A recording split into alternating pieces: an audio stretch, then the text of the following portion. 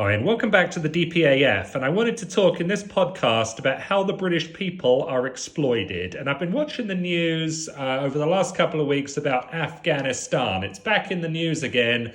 I'm old enough to remember the outset of the war on terror in October 2001. And Tony Blair was telling everyone in Britain that we had to fight the global war on terror. We had to invade Afghanistan because the Taliban were a threat to our security. I mean, we couldn't be safe in Britain if the Taliban were at large in Kabul. And interestingly, here we are 20 years later. We've lost the war in Afghanistan. The Taliban are back in. We have spent a lot of money. We've lost a lot of lives. We've invested emotionally in the war effort. The British people went along with all this. They were told by the government this was the right thing to do. And, how has it benefited us? Have we got more freedom today? I would say definitely not. Have we got more money today? I would say definitely not. Do we have more security today? I would say it's highly, highly debatable. And if you remember, back in sort of the mid-2000s, there was the public inquiry into Afghanistan, and it was kind of like, should we have gone to war, and how did we go to war, and was the government sort of communicating the right evidence for war to the people and all that sort of stuff. And that was all very, relevant and appropriate. But of course, the war was still going on at that time. Now that it's finished and we've lost, is there going to be another public inquiry as to, maybe lessons learned, how we could have fought the war better, how we could have won, how we could have not lost, how we could have achieved more security? And I would say the answer is no. It's another way the British people are exploited. We do this big dog and pony show of these public inquiries about how, the government's always doing the right thing, and any dissenters are sort of, saying the wrong thing. And but of course, if the evidence is so overwhelming against the government, they just won't bother with a public inquiry. They only want public inquiries that are going to put them in a good light. And as I've said before, this is what's going to happen with the lockdown public inquiry if and when it happens. They'll just say, oh yeah, this is like the right thing to do. We probably should have done it sooner. The public, the British people who want to dissent, they're just going to be dismissed. The British government are following the science, which of course means science that supports the lockdown. Any science that does not support the lockdown, as you know, is censored or is dismissed or is just not discussed. So, media manipulation is obviously another way the British people are exploited. And I'm starting this podcast sort of conflating these two issues of the virus and Afghanistan, because I think there's a lot of similarities in the two of them. They're both these sort of global efforts, and of course the results are always very ambiguous, always very nebulous. We were told that the lockdown was going to make us so much safer from the virus, and yet, if we look at deaths per million from the virus, we have Afghanistan at 178 deaths per million from the virus, and yet we have Britain with 1,936 deaths per million with the virus. And of course, Britain did the lockdowns 1, 2, and 3. We did the stop the spread. We did the save the NHS. We did the stay at home, save lives. But what about Afghanistan? I mean, what did they do? Were they doing lockdowns? Were they doing face masks, compulsory face masks? Were they doing social distancing? Were they doing tiptoe around, clap for the carers? I don't think they were doing any of that. They think it's a bunch of nonsense. They were focused on winning the war against Great Britain and the United States. And the Taliban, of course, are very, very tough people. These are not people that are wimps. They're not people that are sort of hiding in their homes. These are very tough, resilient, warrior type of people, and tough enemy, and, do not like us. And, going back to this issue of security, Britain has been talking, especially the royal family, about Britain's mental health crisis. And I've asked the question of, well, what has caused the mental crisis, or who has caused the mental health crisis? If we have a mental health crisis that we want to solve, why don't we just find out what's caused it? And, I think this war on terror that 20 years ago was against Al-Qaeda and the Taliban, they were the big threat to British freedom.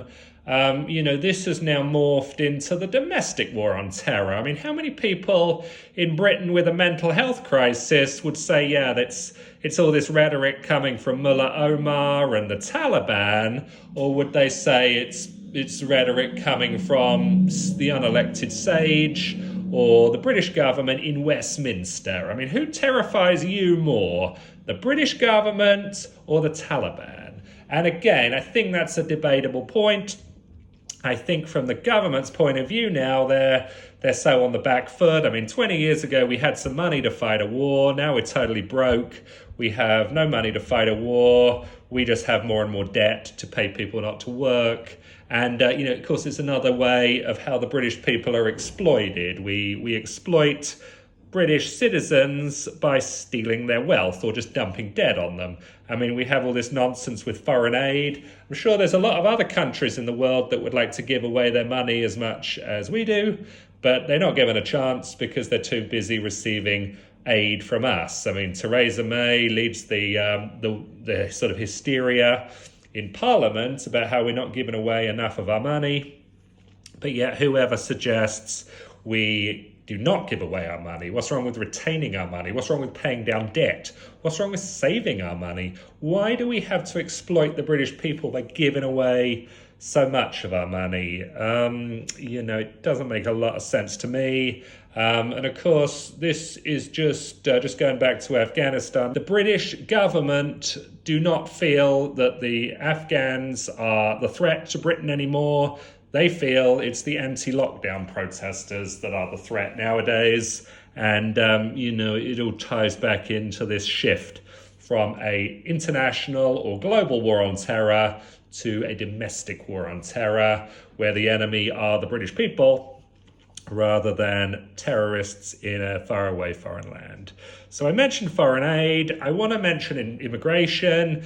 Because of Afghanistan, we're having to take in a lot of Afghan people or refugees. We're always taking in refugees along with giving away money to other countries. But yet, what about not taking in refugees? What about not taking in immigrants? What about working the phones and having these refugees go to somewhere else like France? What's wrong with, if immigration is such a great benefit, why can't other people get the benefit? Why do we always have to be gorging on all these benefits that cost us money, but yet we deny other countries the benefits of the rich cultural diversity?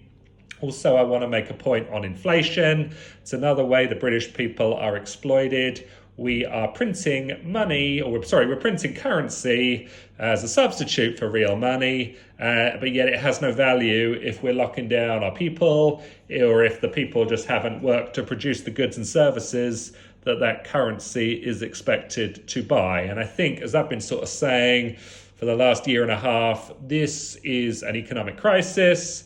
And this is going to become more and more evident to people. We stop people earning, we print money to give to them, to sort of pacify them, and then we expect that money to have the same purchasing power that it does when people are producing goods and services. And it's not possible in a rational sense. It's not possible in any other sense. The wool is pulled over the eyes of the British people by the government, by the media, all under the guise of this being for the greater good. But of course, all this stuff for the greater good is not for the greater good. It's for the bad of the British people. It's bad for us.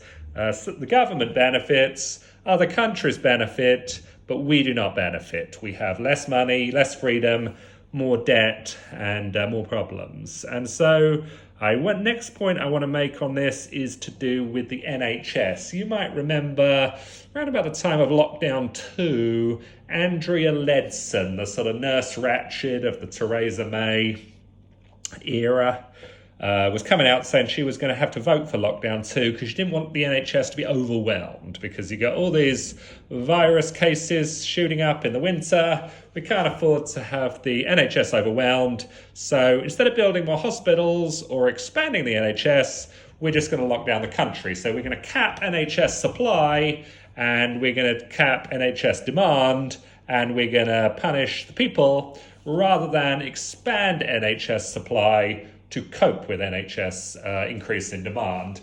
Or maybe we even get the private sector involved. Instead of shutting down all these private sector health institutions in the country to compensate for the building up the NHS to cope with the coronavirus, maybe we should open them back up. Maybe we expand healthcare supply. We're spending 2.5 billion a day in lockdown. Why not spend 2.5 billion a day on new hospitals? But of course, the government are too dumb to come up with a solution like that. The members of parliament are too dumb to come up with a solution like that. And it's just another way that the British people are exploited. We pretend that we can't do anything about our problems, and anyone that comes along to suggest solutions is just dismissed or ignored or ridiculed. So I want to just tie all this together. I am promoting the country of Georgia, where I moved to. I don't like to talk about leaving Great Britain, but I do like to talk about living and enjoying British freedoms. And if you can't enjoy British freedoms in Britain, why not enjoy them elsewhere? You can return to Britain at any time. But of course, you can live a life instead of one where you are paying high taxes that are increasing, where you are experiencing a high cost of living that is increasing, where you are having to pay to fund interest payments on high debt, which is increasing, where you are experiencing crime that is increasing. Why not look for other solutions in other countries? And, I've come over to Eastern Europe. It's a great place. Very, very low cost of living. Very, very low tax. Much lower debt than Britain, and thus more freedom. And you can really enjoy the freedoms here. You can really get ahead. Earlier generations in Britain used to build wealth and invest for their futures and save for their futures. So why can't younger generations do that today? Well, the reason they can't is because younger generations are having to repay the debts that have been accrued, in years past and decades past, and that are accelerating now. And, you can stay there and pay all these debts that you did not accrue, or maybe you did accrue them, or you could move elsewhere and, have more of your income to save, more of your income to invest, more of your income to enjoy and get ahead with. And I think it's a great solution for the time being. You've really got to go where you're treated best in life. And, I think to summarize that if you sacrifice freedom in the name of security, you lose both. And it'd be great if we had a British government that had that as their sort of symbol or logo or whatever. But of course, we don't. We have a government that is interested to steal freedom in the name of security. And of course, we end up with worst outcomes, and we end up with a British population that is totally and completely exploited on a daily basis. So I hope you like this video. I'm sorry it's not particularly upbeat, but I think we've got to understand our problems if we are to solve them. And thankfully, there's a lot of great solutions out there in the rest of the world, as well as back in Great Britain, although the solutions in Britain obviously will take a lot longer to solve. So thanks very much for listening. Please subscribe to the channel, and we'll talk to you soon.